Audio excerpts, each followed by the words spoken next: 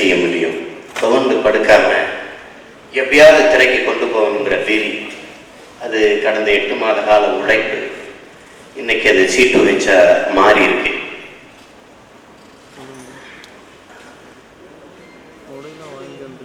அப்ப தேவைதான் கண்டுபிடிப்பின் தாயார். எல்லாரும் நினைப்போம் இதெல்லாம் சாத்தியமா? எதுவும் சாத்தியத்திலிருந்து பிறக்கிறது இல்லை, தேவையிலிருந்து தான் பிறக்கிறது. ஒரு பருந்தை ஒரு மனிதன் பார்க்கிறான், வானத்துல பறக்குது. இதுபோல என் மானுட சமூகம் ஒரு நாள் பறக்கணும்னு நினைக்கிறான், படைக்கிறான் வானூர்திய. அப்படித்தான் இந்த சீட்டு வச்சு இன்னைக்கு பிறந்திருக்கு. இது தேவையா இருக்கு. ஒரு திரைப்படம் பெட்டி பேருந்துல திரையரங்குக்கு போய்கிட்டு இருக்கு, எங்க ஊர் ராமநாதபுரம் சிவகங்கைக்கு. அதே பேருந்துல அந்த படத்தோட டிவிடி சிடி ஓடிக்கிட்டு இருக்கு. எப்படி வாழும் இந்த திரையுலகம்? ஒவ்வொரு இளைஞனுக்கும் ஒரு கனவு. என்னைக்காவது ஒரு நாள் பாரதிராஜாவை நேரில் பார்த்துட முடியாதா? இளையராஜாவை சந்திச்சிட முடியாதா? சிவாஜியை பார்த்துட முடியாதான்னு பல காலம் ஏங்கி கிடந்த கோடானபடி இளைஞர்கள்ல சேரன், நான், பாலா, அமீர் எல்லாரும் ஒருத்தர். அப்படி பெருங்கனவோடு வந்த எண்ணற்ற இளைஞர்களுடைய ஒரு உலகமா இந்த திரையுலகம் இருக்கு. அது சிதைந்து அழிகிறத பார்த்து எப்படியாவது இதை மீட்க முடியாதான்னு ஒரு பெருங்கனவின் முயற்சி தான் இந்த சீட்டு வச்சா நான் பார்க்கிறேன். இங்கே எல்லா திரைப்படங்களும் அங்கீகரிக்கப்படுறதில்லை. நம்ம பார்க்கிறோம், மதராசப்பட்டினம், அங்காடி தெரு,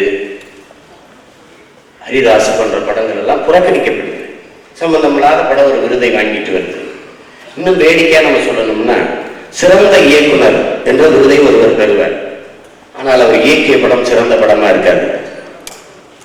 சிறந்த திரைப்படம் என்ற ஒரு விருதை அது பெறும். ஆனால் அந்த இயக்குனர் சிறந்த இயக்குனர் விருதை பெற மாட்டார். இது எவ்வளவு வேடிக்கையா இருக்குன்னு நம்ம சிந்திச்சு பார்க்கணும். அதுல ஒரு அரசியல் இருக்குங்கிறது நமக்கு புரியுது. சிறந்த இயக்குனர் இயக்கிய படம் தான் சிறந்த படமா இருக்கணும். சிறந்த படம் அப்படின்னு தேர்வு செய்யப்பட்ட படத்தை இயக்குறவர் தான் சிறந்த இயக்குனரா இருக்கணும். அதான் உண்மை, அதான் யதார்த்தம், அதான் நியாயமானது. வேணா ஒண்ணு செய்யலாம், 2-3 இயக்குநர்களுக்கு சிறந்த இயக்குனர் விருதை கொடுக்கலாம், 2-3 படத்துக்கு சிறந்த பட விருதை கொடுக்கலாம். ஆனால் அப்படி இல்லை. சிறந்த படத்தை ஒரு படத்துக்கு கொடுத்துறது, சிறந்த இயக்குனர் வேற ஒரு படத்துக்கு கொடுப்பாங்க. அந்த படம் சிறந்த இயக்குனர் இயக்கிய படம் சுமாரான படமா? அப்ப சுமாரான படத்தை இயக்குனர் சிறந்த இயக்குனரா? இது ஒரு கொடுமை. இதை எல்லாத்தையும் ஒழிக்கணும். அதற்கு ஒரு புரட்சி தேவைப்படுது. இது ஒரு கால மாற்றம். இது சேரன் செயலினாலும் நமது மதிப்பிற்குரிய கமலஹாசன் அவர் சொன்னது மாதிரி காலம் இதை செஞ்சிடும். அதை செஞ்சிடும். டிவிடிக்கு பேரே திருட்டு விசிடின்னு அதுக்கு பேரு. திருட்டு விசிடி.comனு ஒருத்தன் வச்சிருக்கான். எவ்வளவு காயமா இருக்குன்னு நீங்க நினைச்சு பாருங்க. நான் எவ்வளவோ இடங்கள்ல பேசியிருக்கேன்னு கேட்கிறேன். ஏய், என்னப்பா நீ சினிமாவுக்கு போய் இவ்வளவு போயிட்டு இருக்க? ஓடி ஓடியா சம்பாதிக்கிறேன், லட்சக்கணக்கான தொழிலாளி பட்டினி கிடக்கிறாங்கிறது அவனுக்கு தெரியாது. சினிமாவில் இருக்கிற எல்லாரும் கோடீஸ்வரன், அதான் அவன் பாருங்க. அந்த நிலையை நம்ம மாற்ற வேண்டியது. அதனால ஒருத்தன் உழைப்பை சுரண்டுவது போல ஒரு பெரிய திருட்டு, ஒரு பெரிய கொள்ளை உலகத்தில் எதுவுமே இருக்க முடியாது. அதுல அறிவு திருட்டு இருக்கே, அது மிகப்பெரிய ஐயக்கியத்தனம். அப்படித்தான் இந்த திருட்டு வீசியது இதெல்லாம். ஏன் நீங்க அருகில் இருக்கிற கர்நாடகால, ஆந்திரா, கேரளால ஒரு 6 மாசத்துக்கு முன்பு வெளியான படத்தை எப்படி எடுத்துட்டாங்கன்னு போட்டு பார்க்கறதுக்கு ஒரு டிவிடியை நீங்க வாங்கியிருக்கல பார்ப்போம். வாங்கி காட்டுங்க, வாய்ப்பு. ஆனா அந்த மாநிலத்துல திரையுலகில் இருந்து வந்த யாரும் ஆளல. ஆனா இந்த மாநிலத்துலதான் 50 ஆண்டுகளா திரையுலகமே ஆட்சி செய்யுது. எங்களுக்கு போன்ற திரைக்கலைஞர்களுக்கு பொண்ணு கொடுக்கறது இல்லை, வாழ்வதற்கு வீட்டை கொடுக்கறது இல்லை.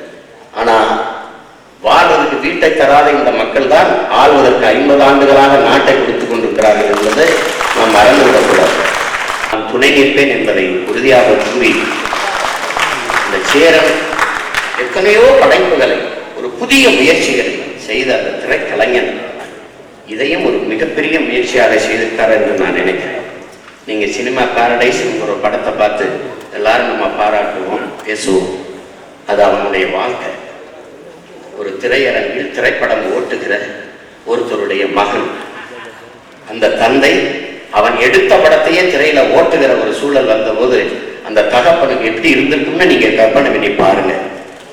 அப்படிப்பட்ட ஒரு மகன், அவன் எவ்வளவு தூரம் சினிமாவை நேசிருந்தா, திரையுலகத்தை, இந்த திரைப்படத்தை நேசிருந்தா, இந்த இவ்வளவு தவம் இருந்து இந்த C2Hங்கிறத உருவாக்கி இருப்பாருங்கிறத நீங்க புரிஞ்சுக்கிற முடியும்.